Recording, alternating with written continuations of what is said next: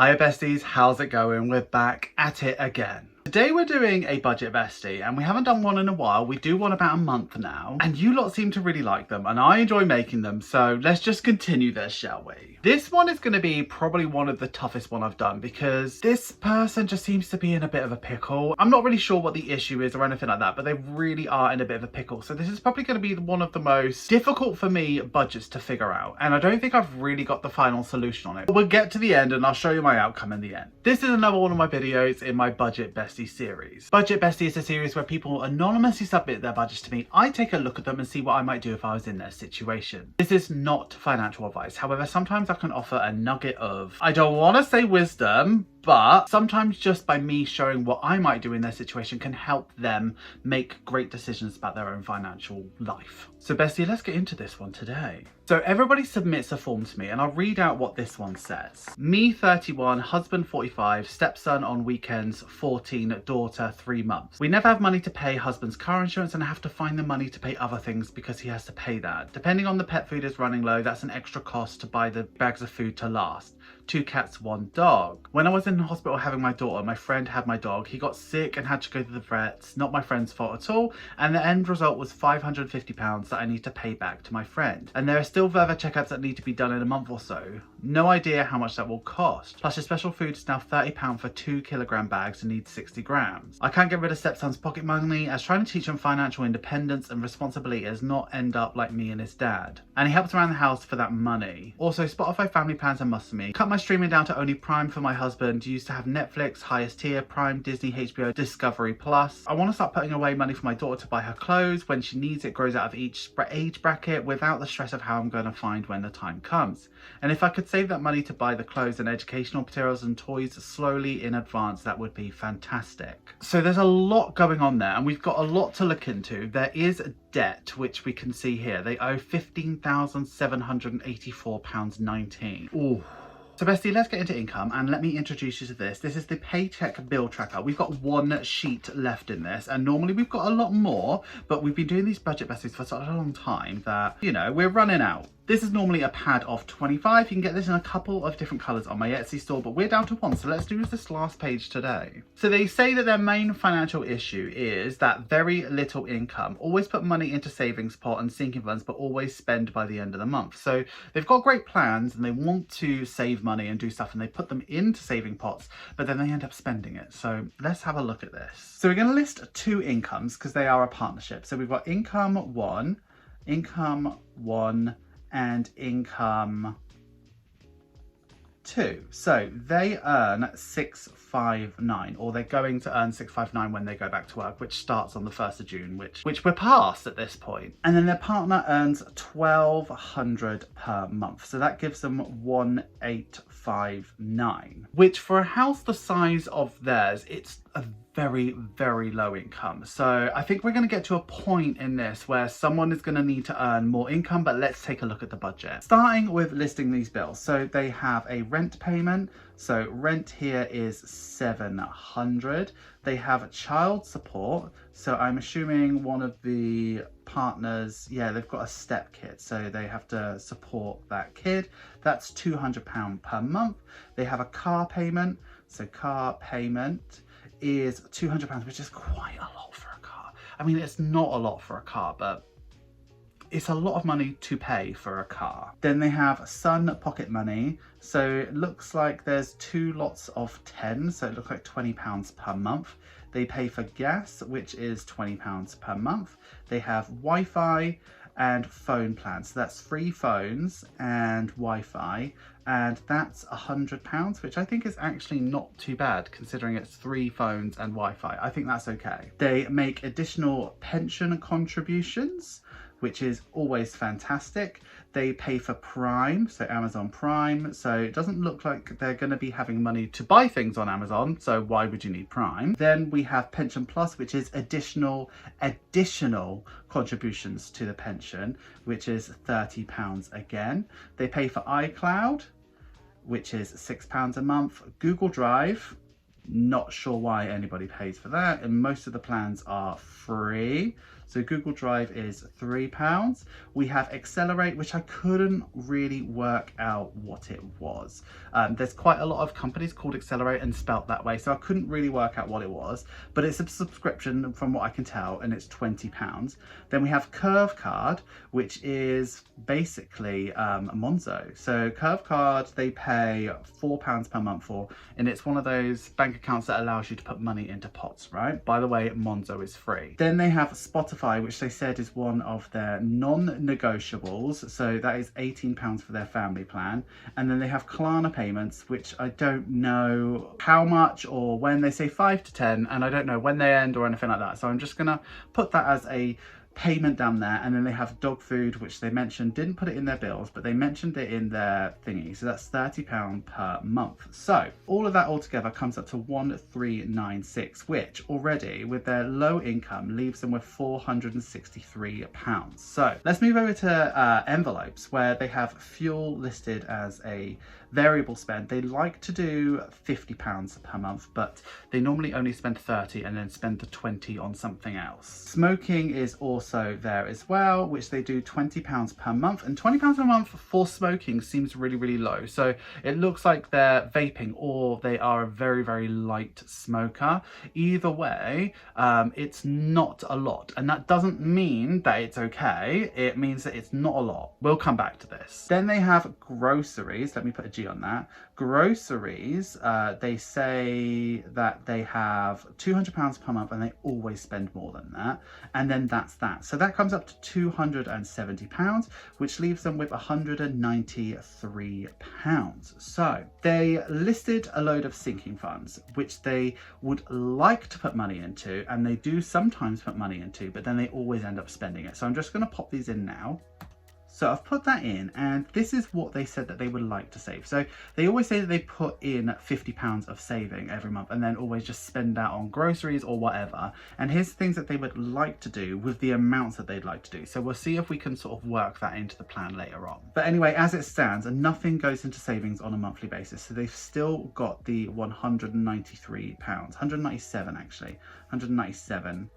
No, 193 left over. So then they've got a loan. So they said that their loan is £15,784.19. I don't actually know what their minimum payment on that is. I couldn't even fathom, like, to guess. Just no idea, because they haven't listed it. So what I'm going to do is I'm just going to put that as 100 for now, because that seems like normal. Like, it seems quite normal.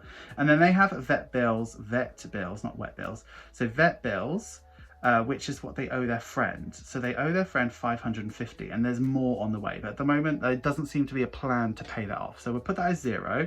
That comes up to 100, still leaves them with £93 as a buffer. So this is what their budget looks like at the moment. And it's alarming for a couple of reasons. So number one, they have no plan for paying off their friend. I don't know, just debt doesn't seem to be like their top priority. When we go back to what is your main financial goal, they say become debt free and saving a deposit for a house and build savings. So if they're continuing to spend everything on like groceries and stuff like that, we need to make a couple changes. Paying off debt is their number one objective, and they just don't seem to have a plan to do it. Let's bust out this pen. This is one of my new ones. This is beautiful. This is like a Pentel matte hop, and you're gonna love this. There's a couple of things we need to have a look at. So first of all, I would like to question this car payment, because £200 seems an awful lot. Now, one of the things that I did when I started to really get my finances in order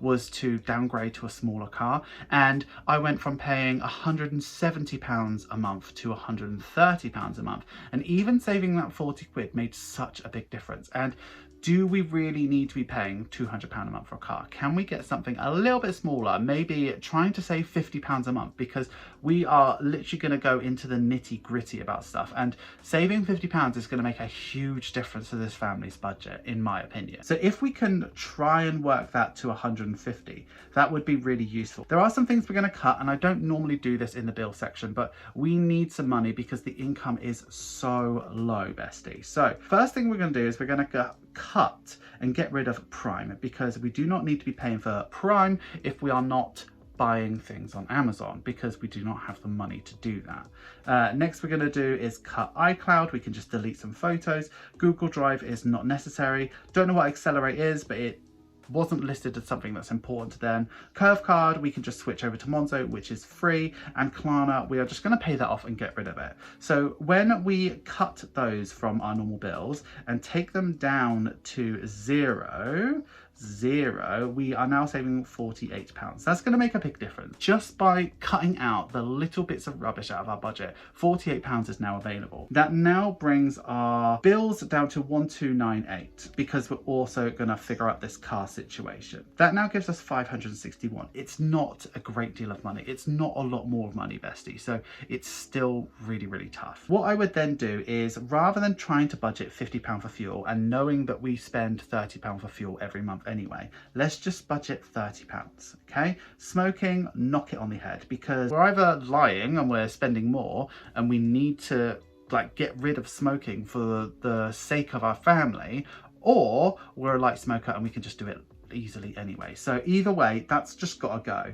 Groceries, we say that we always spend more, so let's just give ourselves more. So let's do 250, and then spending is obviously a big factor, because I think the unwritten thing in this budget is that they are buying loads of stuff from, they're buying a load of groceries, but then they're also going to the corner shop and they're getting like bits and bobs, and they have no budget for it, they have no plan for it, and that's why they can't afford everything. So what I'm going to do is start them off with £10 per week per adult, which is £80.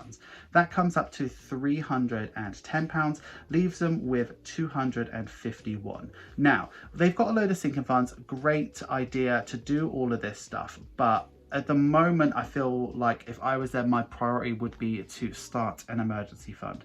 So let's have a look at emergency. So we've worked out that their minimum bills is 1298. So if we divide that by 24, so if we want to save up 1298 to have as an emergency fund in 2 years, we need to save £54.8. Now I like to times it by 6 and have like 6 months worth or 3 months worth, but at the moment the money is so tight that it makes it really difficult. So I would like to save £54 into an emergency fund. So 54, and that leaves us with 197. And then what I would do is I would figure out a overpayment of 150. It may well be that their loan payment is more than that, and if it is, we need to go back to the drawing board. And then I'd see if I can work out with my friend to pay back £50 per month. If not, we'll have to figure out something else. So that's 200. It gives us a budget of minus £3, but there's going to be flex and variance in this income too here. When we go, let's look at this page here. When we look at their sort of debt repayment, I think probably what is best and good for them is to start off with the £550, which is what they owe their friend. They owe them, if they give them £50 a month, it'll take them 11 months to pay that off. Again, it might be different with your friend because they had to fork it out all of a sudden, but like, I don't know what your relationship with your friend is, so you never know what it's going to be like. Then after that, they owe £15,784.